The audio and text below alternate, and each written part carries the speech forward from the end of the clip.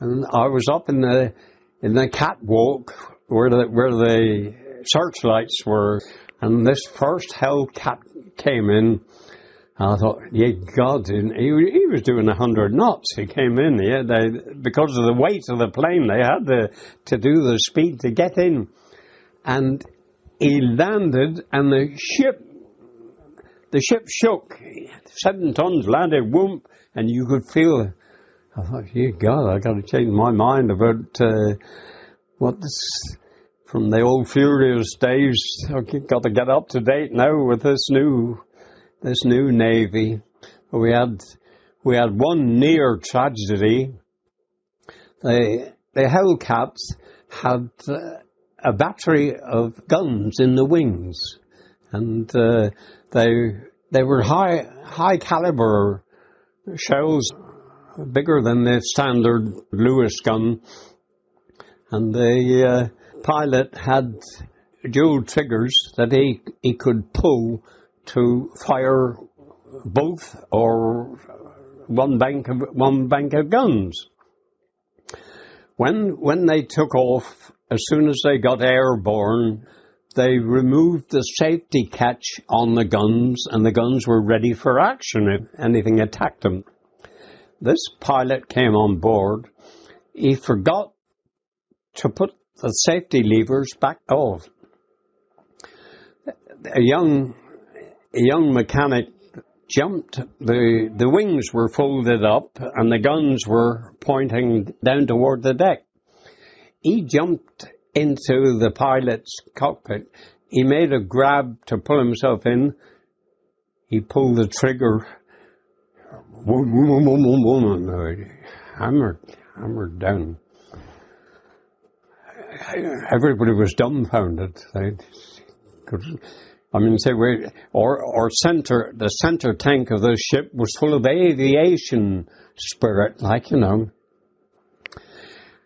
escort carriers had a armor-plated shield built over the aviation tank, and that's what saved our bacon. The bullets from this gun hit on this shield, and they were deflected off.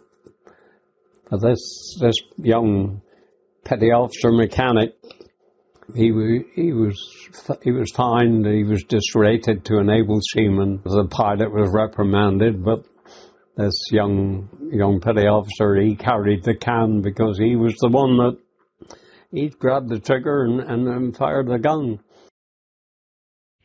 But the operating off Milos, we were doing mainly.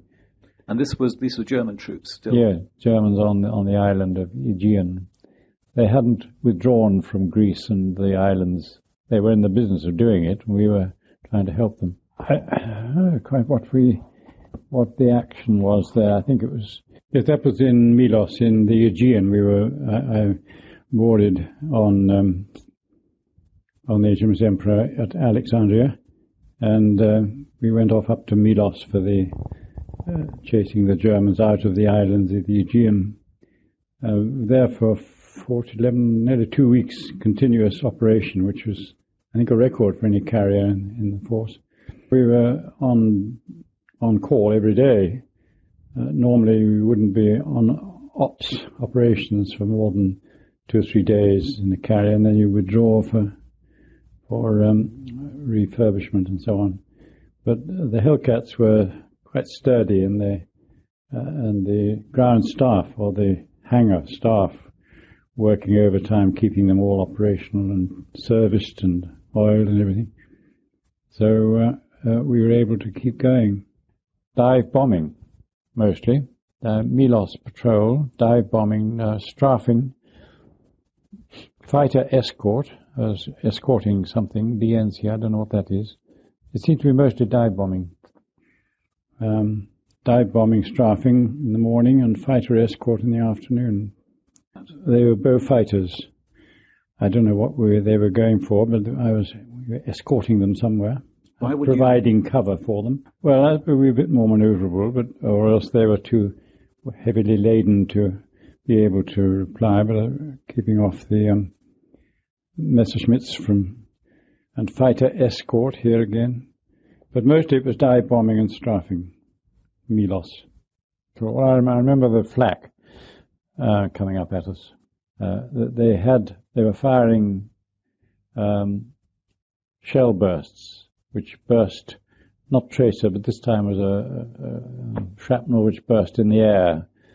And that was the first time I really experienced that. You suddenly, a white puff would appear, and you sort of feel the aircraft judder a bit, where you kept weaving and hoped you wouldn't hit one, or they wouldn't hit you.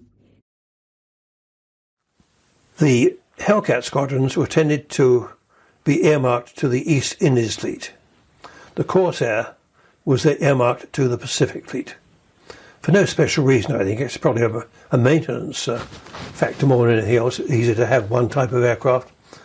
But the Hellcat, from a British point of view, the Hellcat was earmarked for the East Indies Fleet.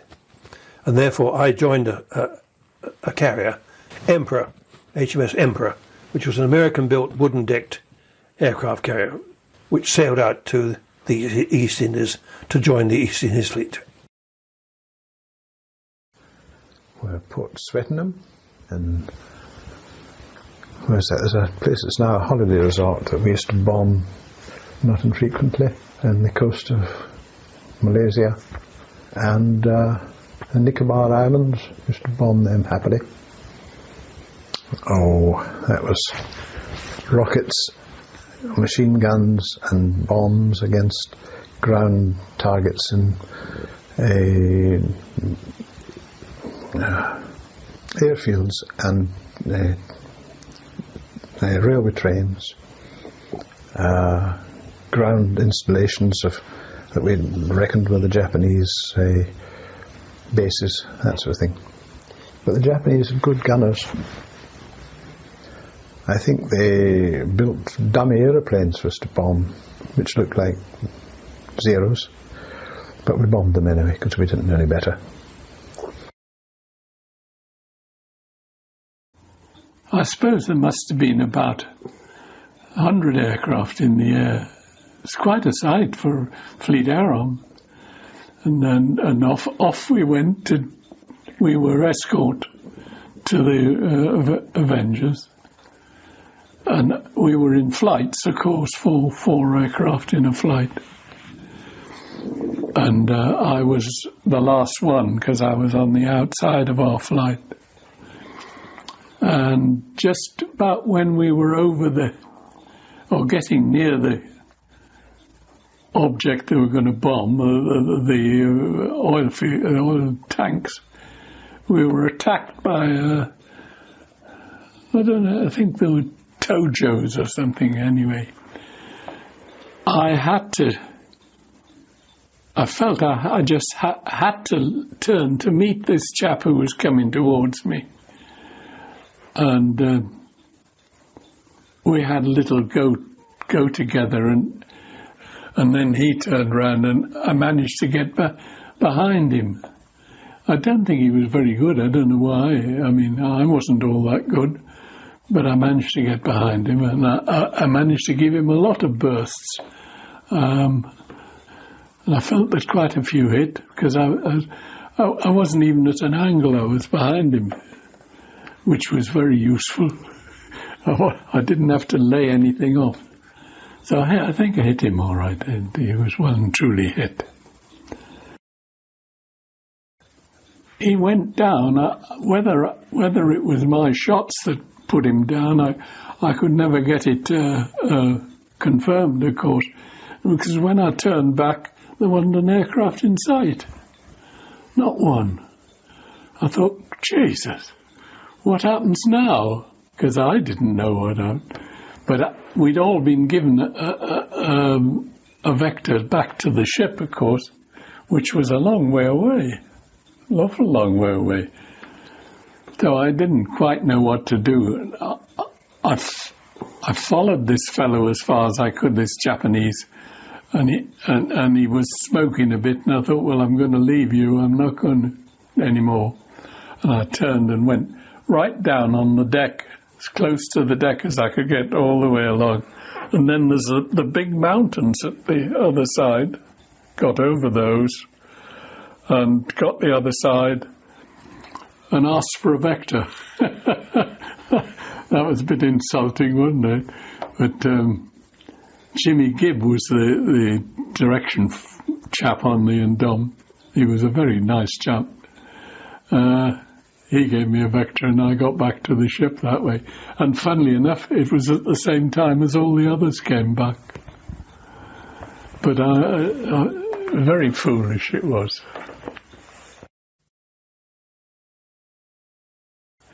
They did another raid the next day, but we were protectors for the fleet that day. We didn't go on the raid. We were airborne, and they lost a lot of aircraft. And of course, they were waiting for them when they came the second time. Very sad. And some of the friends were shot down. One of my best friends was taken prisoner, and he's one of those fellas that was taken to Singapore and finally taken out after the war was finished and had his head cut off. I never thought about being shot down. It's just as well I didn't. I would have panicked, I think. But I didn't panic. I wasn't worried at all. When I read some of the books afterwards, it's been worse since the war than during it. Coming down from Rangoon, we must have been providing cover for something for the fleet. There were four of us, four carriers, and the Japs were coming over, Zero fighters and these kamikaze, trying to get in under the defense. I was by then a flight commander, and I had a number 2 with me, and we got a message over the radio saying bandits, that means enemy aircraft, Angels 10, which is 10,000 feet, and the bearing, and we set off climbing up to try and meet them. But of course, starting from only 2,000 feet, they had all the advantage, and I was climbing up, quite a bit of cloud about, fortunately. I was climbing up steadily and keeping a look round. I suddenly noticed my number 2 had disappeared. I don't know where he'd gone. But I looked round behind me and saw a Zero coming straight down at me with his guns blazing. So I thought I'd better get out of this. Did a quick turn into his line, into his quarter attack. I was going so slowly, he just went straight past. But I made for a cloud and went on back to the ship because I was only one by myself, feeling very lonely. Oh, the Zero had no armour plating. We had a great big armour plate behind the cockpit, so as if a shot come into the back, you would have been protected. They had none of that, so I mean they would have. But that meant that they were far more manoeuvrable. And I knew it was useless to try and engage a dogfight with the Zero in the Hellcat, which was rather heavy and wouldn't have stood a chance. Hellcat was much more useful for tactical reconnaissance, dive bombing, and air-to-ground things, but not air-to-air. Spitfire might have been a match, but even that's a bit doubtful. The Japs didn't worry too much about their pilots. They were expendable.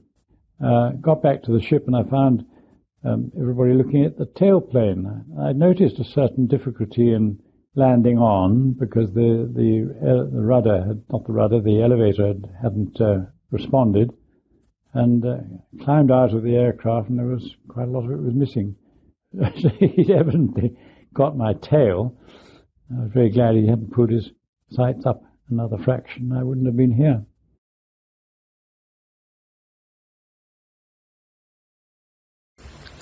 Well, they managed to shoot down my commanding officer when I was one of the group of 4. He didn't believe in weaving. He was a tough chap. He liked to go straight on. So they shot him down. I believed in weaving. Well, we just did what we used to do in Canada when I was doing our bomb dropping. You came over the target, or you came close to the target, and then you pointed your aircraft towards it, and you went down. You had to keep straight, of course, at that point, and just hope to goodness you wouldn't get shot down doing it. And either dropped your bomb or fired your rockets or shot your machine guns or whatever you're supposed to do, and pushed off quick. But you said you would weave. Where would the weaving come in? Well, approaching the target.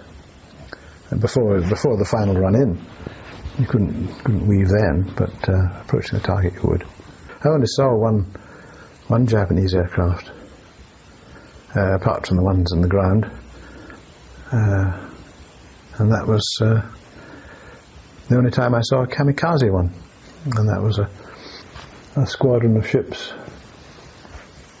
and the cruiser ahead of me, I think it was the Sussex, had an attack by kamikaze, and I was on the flight deck at the time. I saw this chap coming out of because the Sussex are dead ahead of us, coming out of the sky and coming down towards the stern of this ship. He bounced off the rear end, made a great mark down the side of the ship.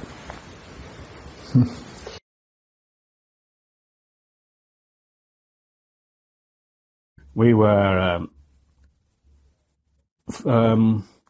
escort for strike aircraft and medium cover over the fleet. And we operated from HMS Indomitable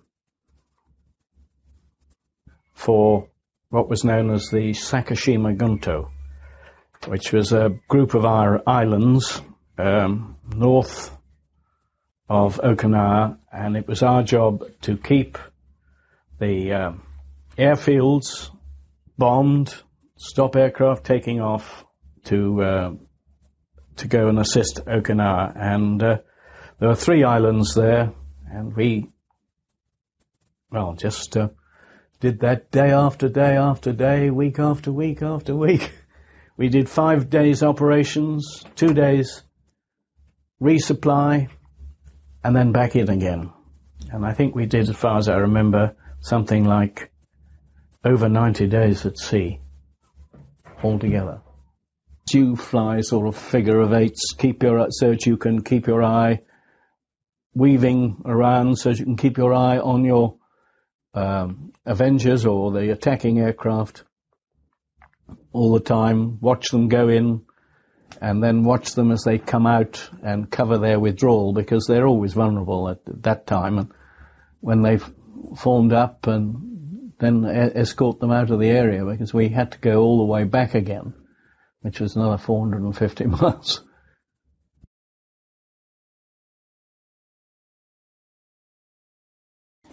What was the Indomitable like as a carrier to work on? Very big after anything I'd been on, because I'd only been on escort carriers. No, it was a nice big deck, plenty of room, and the skipper was a chap called Charles Eccles, and of course we had that admiral on board, Ryan. He was a bit of a stickler, I think. He and the captain didn't see eye to eye at all, unfortunately. Still, that's their business. Another time, we were patrolling off Formosa, 4 of us. One had to go back. The head of the patrol had to go back because his radio went off. And we met a whole pile of... Well, I imagined they were suicide dive bombers because they weren't very good. Our job was to try and... They used to put patrols at 5,000, 10,000 and 15,000 feet and put them out like that. So it so happened that we were the ones that were at the height that there were other patrols that were very jealous of us getting the job, and not why, I don't know, but there you are, you were young and stupid. But we were at 10,000 feet, and we met these kamikaze fellows. At least I'm convinced they were kamikaze. They would have been better pilots if they hadn't. And we had a go with them. And one fellow, one of our chaps, Smithers, something like that, had been badly hit on the tank and petrol was pouring out. And we told him he'd better go back. So he disappeared, and there were two of us left. Suddenly another 6 of these fellas appeared, and we had a real go at them. And I could certainly confirm 2 for him, and he confirmed 1 for me. And I think I got another one. I certainly got. They were no good, so they were obviously suicide. Had just got into the aircraft and flown. And we then went back to the ship after that. This fellow who petrol was coming out, he ran out evidently on the way back, landed on the water and blew up and died. He should have bailed out, but he didn't, of course. You don't bail out if you think you can land it. But, of course, he was covered with petrol. Covered with petrol. There weren't, in fact, that many fighters deployed against us. There were quite a number of kamikaze aircraft and long-range spotter-type aircraft, which were searching for the fleet in order to establish positions for the suicide people. At that stage of the war, the stuffing had really been knocked out of the Japanese Air Force. They were not really able to mount the degree of offensive air power against the fleet, but there was still a continuous danger from kamikazes, and the fleet suffered this on a number of occasions. Usually something of the order of about a dozen would get through to the fleet at a time, and they would come in from different angles, of course, just to, as I say, one of the difficulties was directing aircraft onto them. Very difficult. I think the kamikazes really, once they'd got near the fleet, they were something that the ship's armaments had to deal with. You couldn't really expect to shoot them down. But their primary target was the carriers. They weren't really interested in landing kamikazes on anything else. And that, I think that their strategy was absolutely correct. I mean, if they could put a carrier out of operation, that meant 80 airplanes less active against themselves. But as I say, they didn't have very much success with us. I don't think that any of our carriers were put out of operation for more than just an hour or two. I think all the carriers were hit at different times, to never very seriously. And I think it was one of the principal advantages that we had over the Americans, that our flight decks were armor-plated, and the Americans were not, and they suffered very greatly against these kamikaze attacks. They usually resulted in major fires on board and considerable damage, even to the extent of putting the carrier out of operation. Now, I can remember Victorious being hit, and as far as I recall, she was hit in the morning, and she was landing her own aircraft back on again shortly after lunch. So it was very remarkable. We found the carrier activities in the Pacific extremely exhausting. They demanded more flying, I think, than had been experienced by naval crews at any other time during the war. I mean, I didn't say that we all averaged 8 hours a day, but 4 hours was quite common. And if you happen to have to do second shifts at 8 hours a day, it's a very long time to be driving an airplane in that heat and that sort of climate. Not only did you suffer from prickly heat, you also suffered from extremely painful posterior, as you were sitting on a dinghy with a compressed air bottle, which was not really designed to be most comfortable of purchase. But no, it was exhausting work. There was no doubt about it. So we were more than delighted, anyway, that it was all coming to an end.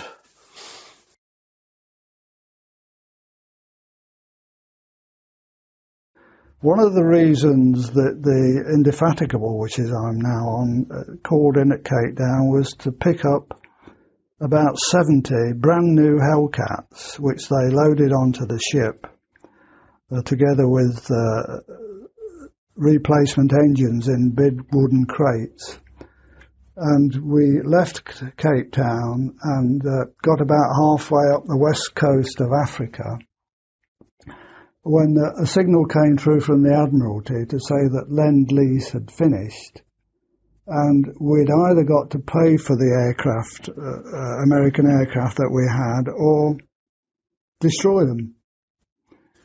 So halfway up the west coast of Africa, they stopped the Indifat. They got these 70 brand new Hellcats on the deck, issued the ground crew with crowbars to knock holes in the wings and the fuselage, and just shoved them over the bow, 70 of them.